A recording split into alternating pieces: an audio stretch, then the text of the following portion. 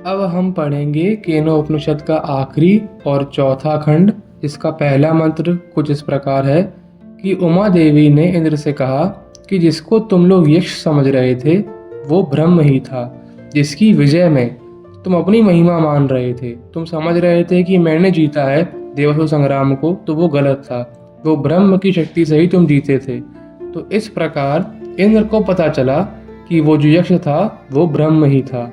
अब दूसरा मंत्र, क्योंकि तीनों देवताओं ने, वायु, अग्नि और इंद्र ने उस ब्रह्म की समीपता और उस ब्रह्म यक्ष का स्पर्श प्राप्त किया था और ये जाना था कि वो ब्रह्म ही है, तो वो बाकी सारे जो स्वर्ग के देवता हैं उनसे बढ़कर माने जाते हैं, क्योंकि उनको ये ज्ञान हो गया कि वो यक्ष ब्रह्म ही था, या फिर उनको ये पता चल गया कि जो भी इस संसार में होता है वो सिर्फ परमात्मा की इच्छा से, सिर्फ उनके होने मात्र से ही होता है।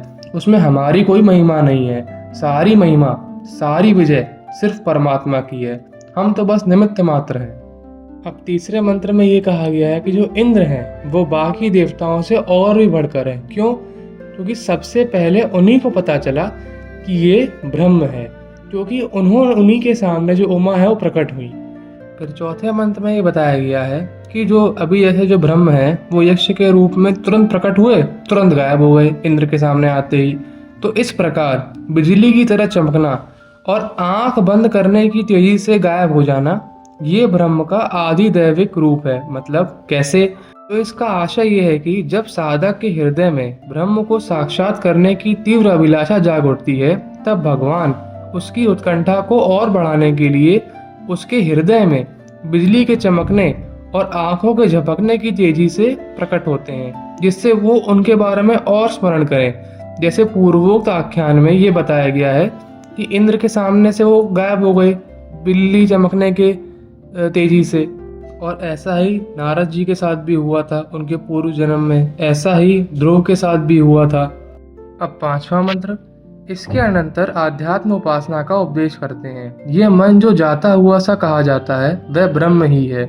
इस प्रकार उपासना करनी चाहिए, क्योंकि इससे ही ये ब्रह्म का स्मरण करते हैं और निरंतर संकल्प किया जाता है।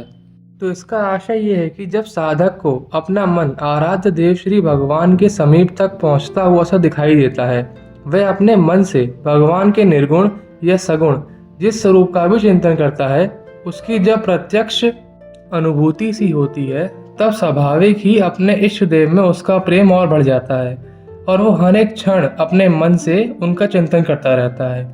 तो इस मंत्र में ही बताया गया है कि जो मन ब्रह्म के द्वारा प्रकाशित होता है, वो मन अगर भगवान के चिंतन में लगा रहे तो वो ब्रह्म की प्राप्ति करा देता है। अब छठवां मंत्र, तो वो ये कहता है कि जो ब्रह्म है उसका एक नाम तद्विन है। मतलब जो परमात्मा है वो सबका प्राण प्रिय है, और इस तरह वही अकेला भजनीय है। मतलब उसी का भजन करना चाहिए, और जो कोई व्यक्ति ऐसा करता है उसको पूरा संसार प्रिय हो जाता है, या फिर पूरे संसार को वो प्रिय हो जाता है। तो वह आनंद स्वरूप परब्रह्म परमेश्वर सभी का प्रिय है। सभी प्राणी किसी न किसी प्रकार से उसी को चाहते हैं, परंतु पहचान नहीं पाते, इसलिए वह सुख के रूप में उसे खोजते रहते हैं, भटकते रहते हैं इस संसार में। इस रहस्य को समझकर साधक को चाहिए कि वह परब्रह्म परमात्मा को प्राणी मात्र का प्रिय समझकर नित्य, अचल, अमल और अनंत प्रेम आनंद में मुग्ध होकर हमेशा उन्हीं का चिंतन करता रहे। जो व्यक्ति जो ऐसा साधु है उसको पूरा संसार प्रेम करता है। अब सातवें मंत्र में शिष्य पूछता है एक बार फिर से गुरुदेव से कि गुरुदेव उपनिषद कहिए। तो गुरुदेव उससे बोलते हैं कि हम तुमसे उपनिषद कह चुके हैं, अब हम तुमसे इसके साधन बताएंगे कि इस विद्या को प्राप्त करने से पहले तुम्हारे अंदर क्या क्या होना चाहिए। तो आठवां मंत्र कहता है, उस ब्राह्मी उपनिषद की तप, दम, कर्म तथा वेद और संपूर्ण वेदांग ये प्रतिष्ठा है, और सत्य उसका आयतन है।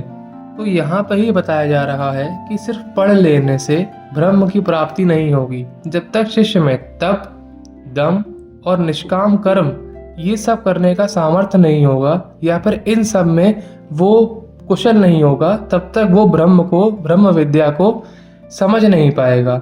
इसलिए सबसे पहले शिष्य को चाहिए कि अपने अंदर वही कल्टीवेट करे, अपने अंदर ये चीज़ें लाए कि दम मतलब इंद्रिय निग्रह, मतलब इंद्रियों पे नियंत्रण रखना, तप मतलब ब्रह्मचर्य आदि, और निष्काम कर्म भगवान को ही स्मरण करते हुए संसार में कर्म करना और सारे फलों को भगवान के चरणों में अर्पित कर देना। इस भाव से जब वो जीवन जीता है, उसके बाद फिर जब वो ब्रह्म के बारे में सुनता है, शास्त्र पढ़ता है, तो अपने आप उसको वो ब्रह्म विद्या मिल जाती है। और अंत में कहा गया है कि सत्य ही है उसका आयतन, मतलब सत्य में ही ये पूरा प्रतिष्ठित है, पूरा का पूरा जो ये ब्रह्म ज्ञान है, मतलब जो सत्यवादी है, जो लोगों को जो अच्छा लगता है और सत्य बोलता है, उसी व्यक्ति में पूरा का पूरा ब्रह्म ज्ञान समा सकता है। और अब इस उपनिषद का आखिरी मंत्र, 9वां मंत्र कुछ इस प्रकार है। जो निश्चय पूर्वक इस उपनिषद को इस प्रकार जानता है, वह पाप को क्षीण करके अनंत और महान स्वर्ग लोक में प्रतिष्ठित हो जाता है, प्रतिष्ठित हो ही जाता है। तो इस मंत्र का तो आशा आप समझ ही गए होंगे कि जो इस उपनिषद को अच्छी तरीके से समझता है, पूर्ण भाव से पढ़ता है, और जो आखिर में तप, दम और कर्म, निष्काम कर्म बताए गए हैं उन्हें करता है, वो अंत में जब उसका देह त्याग हो जाता है तो अनंत ब्रह्म ही हो जाता है। यहाँ पे स्वर्ग लोक से, क्योंकि उसके पीछे अनंत लगा है, तो उसे ब्रह्म यानी मुक्ति ही मानना चाहिए, ऐसा शंकराचार्य का और बाकी विद्वानों का मत है। तो यहाँ पे केनो उपनिषद समाप्त हुआ। आशा करता हूँ कि आपको मेरा जो ये एक्सप्लेनेशन है वो अच्छा लगा होगा। अगर आप कुछ इसमें और ऐड करना चाहते हैं तो आप कमेंट्स में लिख सकते हैं, और इसके बाद हम लोग शिव पुराण शुरू करेंगे।